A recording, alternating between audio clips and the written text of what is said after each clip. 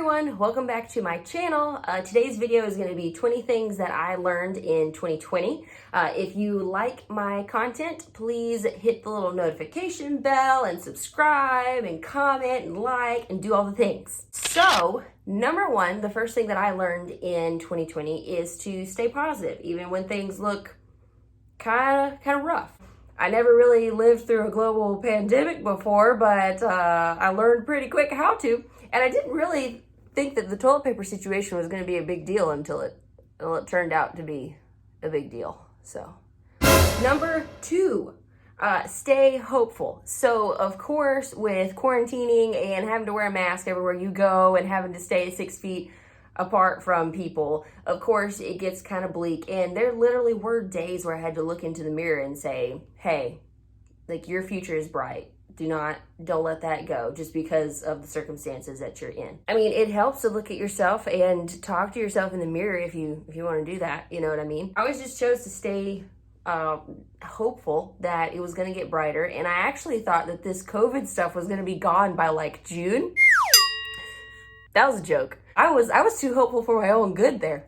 Number three, realize that the only way that we get through this life is through grace. What I mean by that is it is a wonder that I'm still currently alive because I have screwed up so many things just in 2020. I'm not talking about 2019 and in the past. I'm talking about 2020. For example, I am a pretty passionate about self-defense. So, I mean, I'm pretty lethal most of the time because I don't want to get attacked out of nowhere. You know what I mean? Like I'm still trying to have kids and have a future. I don't get attacked. So I'm normally pretty good as far as like self-defense goes. Well, one day, I just completely forgot that I had left my keys in my door and my door was completely unlocked for like hours and hours. And I went and I was like, where are my keys? Like, I'm so confused. They're in my door the whole time. So somebody could have just like walked in and killed me and I would have been none the wiser. Like, how'd you get in? Oh, well, your keys were in the door. Yeah, okay.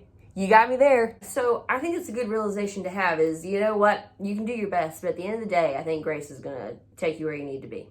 Number four is let go of failures. We're human, so we have this innate ability to just fail at certain things. And I especially. And most of my failure comes from saying horribly offensive things. Like one time, for example, this was like a couple weeks ago, me and my friend, we painted our nails. And a couple of days after, for some reason, I was like, oh, well, I don't really paint my nails that much because it's toxic and it gets into your bloodstream and causes cancer. I don't know. Sometimes I just say obnoxious things like that. Like, you're such a prude. Nonetheless, she forgot my failure, so I guess I should as well. So that is another thing that I learned. Of course, maybe a subcomponent to that is don't say offensive things. I don't really know what happened. I'm normally not offensive. Or maybe I am, I just don't know it. Number five. Am I at number five? I don't know, I've lost track. Don't take life too seriously. So this year has been sort of a roller coaster because I have resigned from 2 jobs this year. 2. The whole job situation, like, that's sort of scary, of course. But at the same time, don't take it too seriously, especially if it's a toxic job. Dude, you got to get out, man. Like, you got to get out. So I had this job. I resigned from the public defender's office and took this job only for it to be a train wreck. Like, it was a train wreck from the beginning. Like, I think the first day was good, but then after that, it just tanked. It just tanked. So your girl over here, I quit within 3 days. I didn't play because if you have to go to a toxic job every day, that's going to affect your marriage. That's going to affect how you deal with the people you love. That's going to affect everything. So I was like, you know what?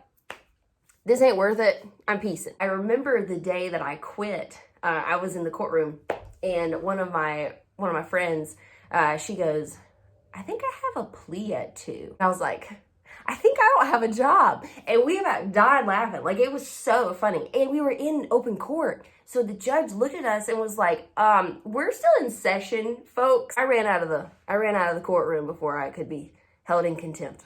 But it was funny. It was funny. And now looking back on it, I have a new job. Everything's fine. But as far as things that, you know, you can kind of, you know, you're going to live through. It's like, you know, this is all part of life. Like, why do I take it this seriously? So laugh at yourself a little bit, folks. It's kind of fun. Number 6 is your job is not your life. So I guess this kind of flows from the last one. So, you know, with my job transition, I was out of a job, then in another job, then out of another job, and then I'm into this job, you know. So I went from criminal defense to real estate now. So it's quite the debacle here learning, you know, these different fields. But at the same time, I'm always going to be the graffiti loving, guitar playing lawyer. I'm always going to be me. Like no matter what my job is, I'm going to be me, you know? So I think it was really important to learn that is your job is not your life. So yeah, it takes up a majority of your time, but it is not who you are. If you're thinking about a career change, do it. See what happens. And don't take it too seriously. And then if it doesn't work, quit 3 days in. You know, I have a history of quitting, and it's worked out pretty well for me. You know how they say quitters never win and winners never quit?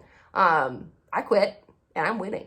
I've completely lost count. So if I go to like number 7 again, the next time, please excuse. Number 7, enforce your boundaries. Enforce your boundaries with everyone, okay? And this is even as far as containing your energy around certain people and then letting it fly around other people. So it's okay for me to be giggly and stupid and goofy around my husband, but it's not okay for me to be giggly and stupid around other men. You're okay if you want to be stoic around this specific person because you know it'll protect you versus being giggly and stupid and goofy around someone else. You know what I mean? I don't need to be the person that everyone loves and makes everyone laugh all the time. You can be the person that sits in the corner and stares at people. So this year I kind of learned that you don't have to be everybody's friend and not everybody's going to like you, and that's okay. Number 8, don't give out trust until it's earned. Because I learned this year that certain people, I mean, I'm telling you, they're like the Antichrist sometimes. I mean, is that bad? Is that bad to say? But they're super nice to your face, and then all of a sudden you get in a different context and they're like the devil. You know what I mean? And it's like, oh shoot, like I hate that I gave you my last name at this point. I would not give out trust until it's earned, and I learned that pretty good during my job transition this year. So yeah. Number 9. I hope we're at number 9. I've just completely lost count. I'm not sure. Don't be afraid to make new friends. When my husband was deployed, I just kind of stayed in my apartment and didn't really go outside, you know, because again, I'm like a self-defense freak where I'm like, oh, if I go outside of my apartment, like everyone's going to attack me.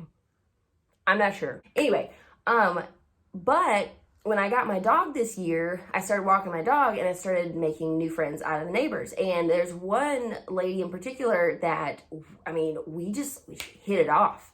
I mean, it's been great. Like we have been friends this whole year. We walk our dogs together. We talk about everything. I mean, it's like little tiny therapy sessions. It's pretty legit. Like, I don't feel like I need a shrink anymore. Don't be afraid to make new friends because sometimes it turns out really good. There's another person that it did not turn out very well.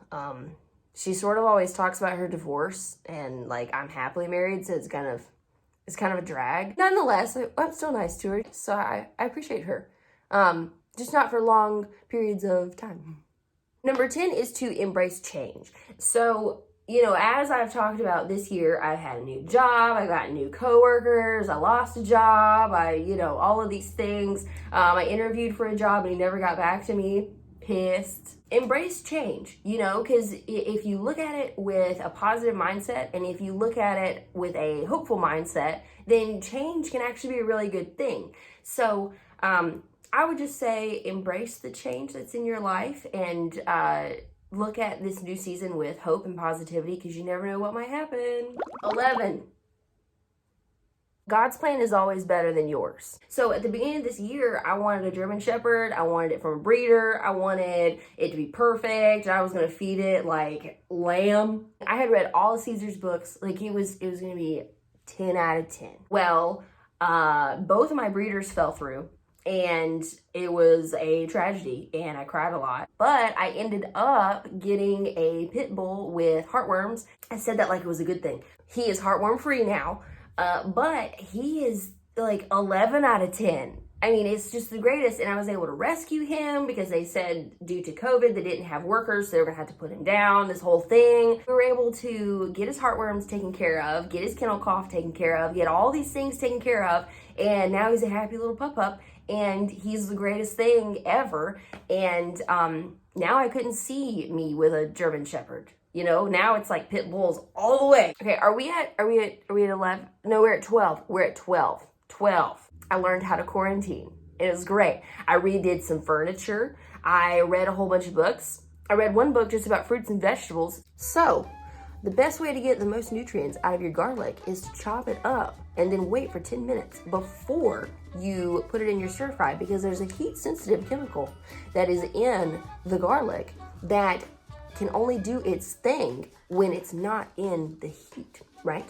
So you gotta wait for that little chemical reaction, because that's its defense mechanism. So that way it will become your immune system's defense mechanism.